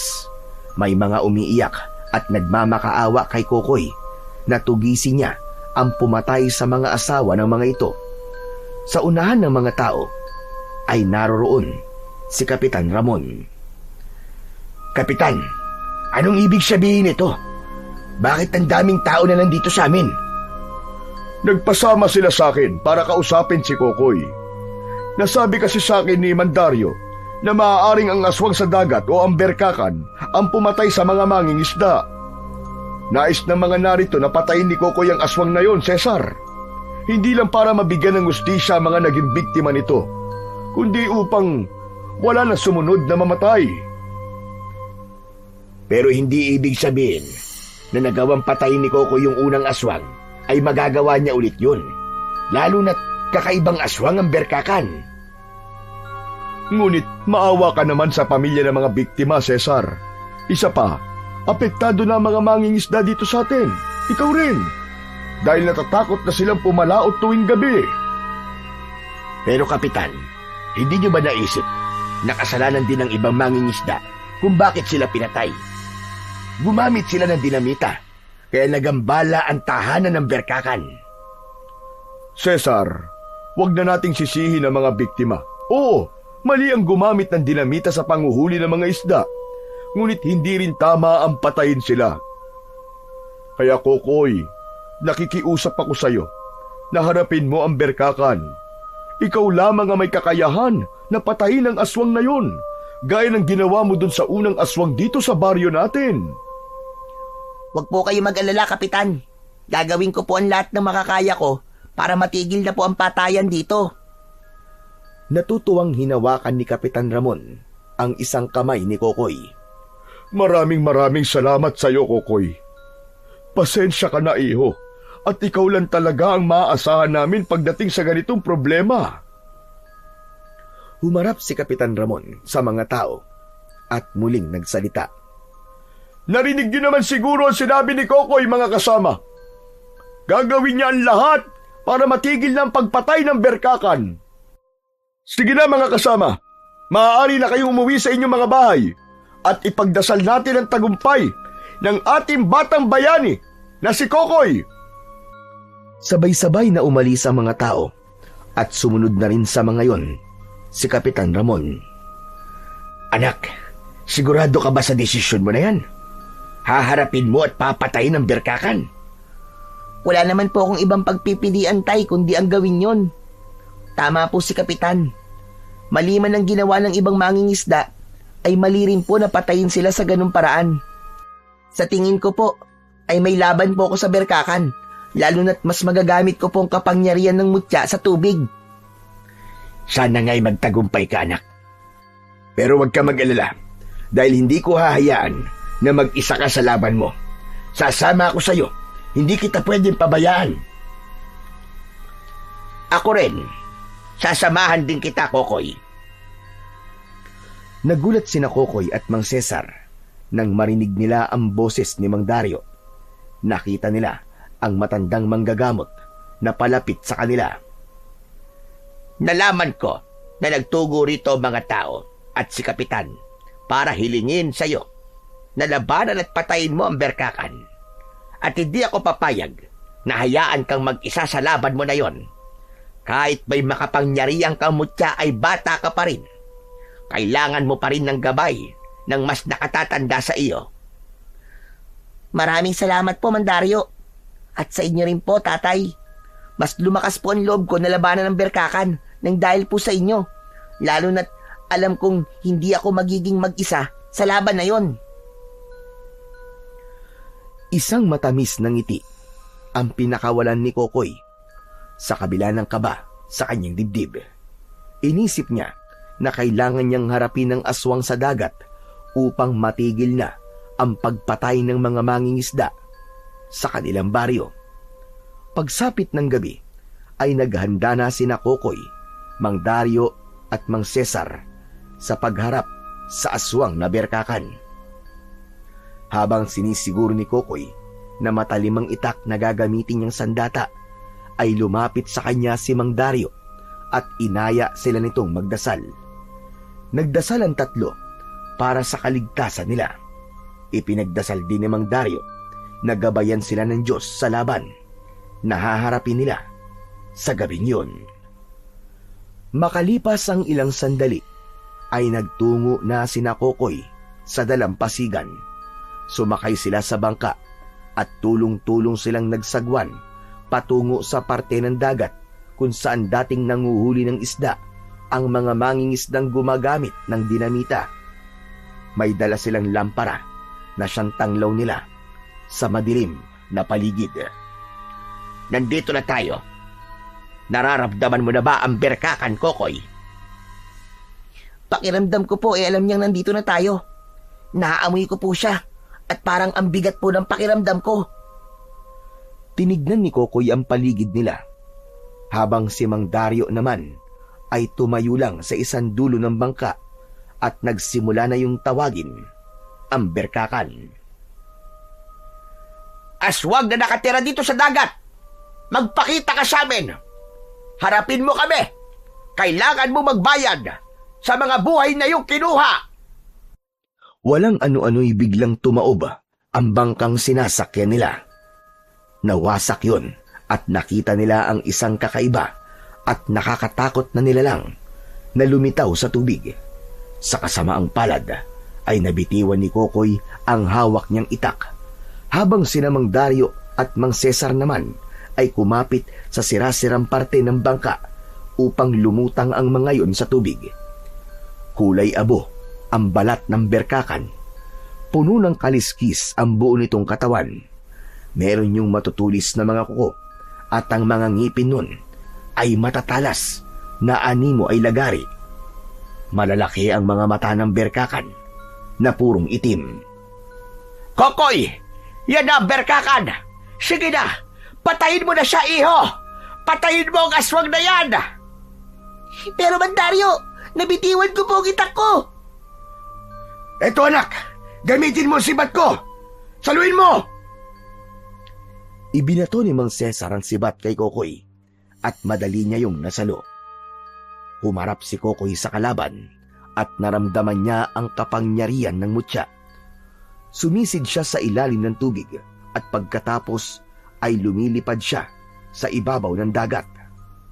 Sa isang iglap ay nasa gilid na siya ng berkakan at inundayan niya ito ng saksak gamit ang kanyang sibat. Tumama iyon sa tiyan ng aswang. Sumugod kay Kokoy ang berkakan at tinangkasan itong sakmalin, ngunit mabilis siyang sumisid at muling umahon sa tubig. Lumipad siya sa ibabaw ng dagat na parabang isdang may pakpak. Nang bumagsak siya sa dagat, ay muli siyang sumisid pailalim. Nagalit ng husto ang berkakan at sinundan nito ang batang si Kokoy. Naglaban sila sa kailaliman ng dagat. Sa kabila ng lalim ng kinaroroonan nila, ay hindi kinakapos ng hininga si Kokoy. Muling umatake si Kokoy at nasaksak niya ng sibatang aswang sa hita. Biglang lumangoy ang berkakan palayo kay Kokoy. At sa sandaling yun, nawala sa kanyang paningin ang berkakan. Nang lumitaw siya sa tubig, ay nagimbal siya nang makitang hawak ng berkakan ng tatay niya. Nakatutok sa leeg ni Mang Cesar ang matutulis na kuko ng aswang sa dagat. Anak! Tulungan mo ako! Papatayin ako ng aswang na to! Huwag ka mag-alala, Tay. Ililigtas kita sa kanya. Ngunit hindi magawang makapag-isip ni Kokoy kung ano ang dapat niyang gawin. Sigurado siya na isang maling galaw lang niya ay papatayin ng berkakan ang tatay niya. Pinakatitigan ni Kokoy ang berkakan. Nagtama ang mga mata nila. Hindi galit ang nakita niya sa mga mata nito, kundi lungkot at takot. Hanggang sa doon na naintindihan ni Kokoy ang lahat. Alam kong naiintindihan mo ako, berkakan. Parang awa mo na. Huwag mong sasaktan ng tatay ko. Siya na lang ang meron ako. Naiintindihan kita. Alam kong natatakot ka dahil sa mga taong gumagamit ng dinamita sa pangingisda. Natatakot kang mawala ng tahanan. Alam kong pinuprotektahan mo lamang ang iyong tahanan, kaya mo sila pinatay. Huwag kang mag-alala, berkakan. Kakausapin ko ang mga tao. Sasabihin ko sa kanila na huwag na nilang gambalain ang iyong tahanan. Parang awa mo na. Huwag mong sasaktan ng tatay ko. Pangako, tutulungan ka namin na maging mapayapa na ulit ang buhay mo sa ilalim ng dagat. Basta't huwag ka na ulit papatay ng mga tao. Nangangako ko sa iyo, berkakan. Isang mahabang pag-ungol ang pinakawalan ng berkakan na parabang nagdadalamhati yun. Alam ni Kokoy na naintindihan nito ang mga sinabi niya. Hanggang sa pinakawalan na nito si Mang Cesar at mabilis na lumangoy ang berkakan pailalim sa tubig. Lumangoy si Kokoy palapit sa tatay niya at niyakap niya yun ng mahigpit. Tay, ligtas ka na. Maraming salamat, anak. Pero nakatakas ang berkakan. Hindi ko na po siya kailangan patayin, Tay. Naiintindihan niya ako at naiintindihan ko rin siya. Nagambala po ang tahanan niya at nais lang niyang protektahan ang sarili niya. Kaya niya po pinatay ang mga mangingisdang gumamit ng dinamita. Pero anong sasabihin natin kina Kapitan? Sigurado ko na hindi sila matatahimik kapag nalaman nila na buhay pa ang aswang dito sa dagat.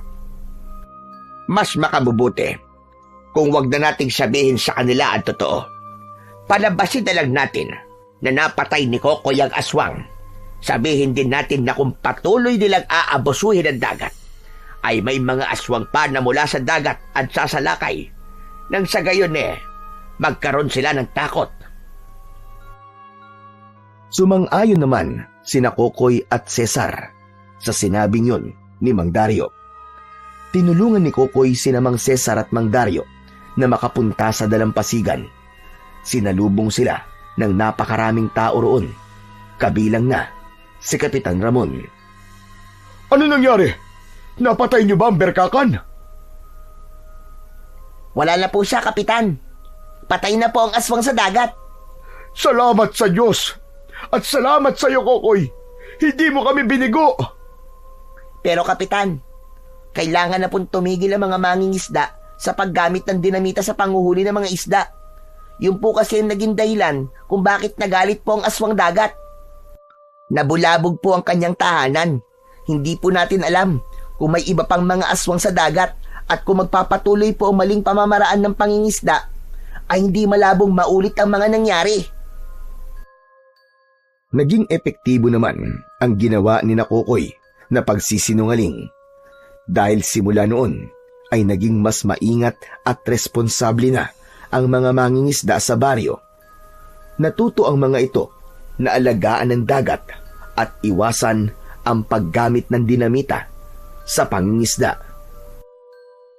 Sa kabila ng wala nang naulat na sumunod na biktima ang aswang sa dagat, ay patuloy pa ring pinangalagaan ni Kokoy ang mutya ng isdang may pakpak.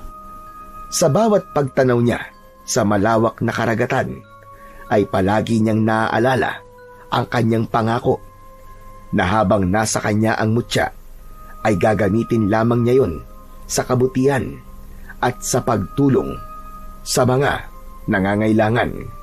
Sa kabila ng kanyang murang edad, ay dinala na niya ang tungkuling bantayan hindi lang ang baryo, kundi pati ang dagat na siyang nagbibigay buhay sa kanilang lahat.